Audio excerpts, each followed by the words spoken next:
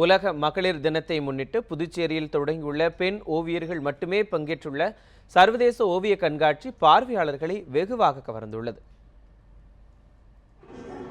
புதுச்சேரி அருகே உள்ள ஆரோவிலில் Pondicherry art academy சார்பில் 21 பெண் ஓவியர்கள் பங்கேற்றுள்ள ஓவிய கண்காட்சி நேற்று தொடங்கியது.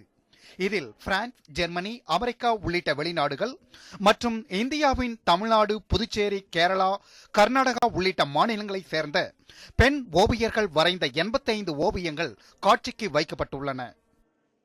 ஆண்களால ஈஸியா கோவத்தையும் மகிழ்ச்சியையும் காமிச்சிட முடியும். ரொம்ப ஈஸியா அவங்க காமிப்பாங்க. ஆனா பெண்கள் எப்பவுமே கொஞ்சம் அந்த மாதிரி காமிக்க முடியாத சூழ்நிலை இருக்கும்.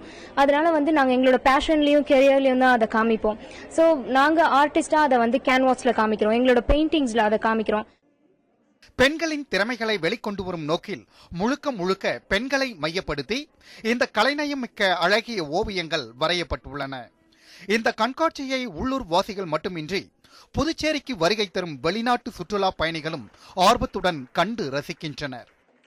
புதுவையை சேர்ந்த உமன் ஆர்டிஸ்ட் ஸ்ரீத்லா தேவி அவங்க தான் இதை ஆர்கனைஸ் பண்ணியிருக்காங்க. So it has come out very nicely.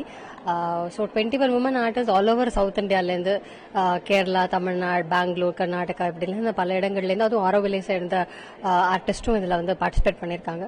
மிக அழகாக இந்த எக்ஸிபிஷன் உமன் அவங்க எக்ஸ்பீரியன்ஸ் பண்ணுறத அவங்களோட எண்ணங்களை ரொம்ப அழகாக பெயிண்டிங் வடிவில் இங்கே கொடுத்துருக்காங்க.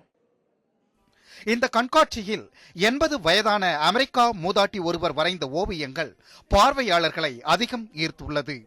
இது சாதிப்பதற்கும் திறமைகளை வெளிப்படுத்துவதற்கும் வயது ஒரு தடையில்லை என்பதை நிரூபிப்பதாக உள்ளதாக பார்வையாளர்கள் பெருமிதம் தெரிவிக்கின்றனர். ஆரோவில் உள்ள பாரத நிவாசில் வரும் மார்ச் 30ஆம் தேதி வரை இந்த கண்காட்சி நடைபெறவுள்ளது. ஒளிப்பதிவாளர் நடராஜுடன் ராஜு, புதுச்சேரி.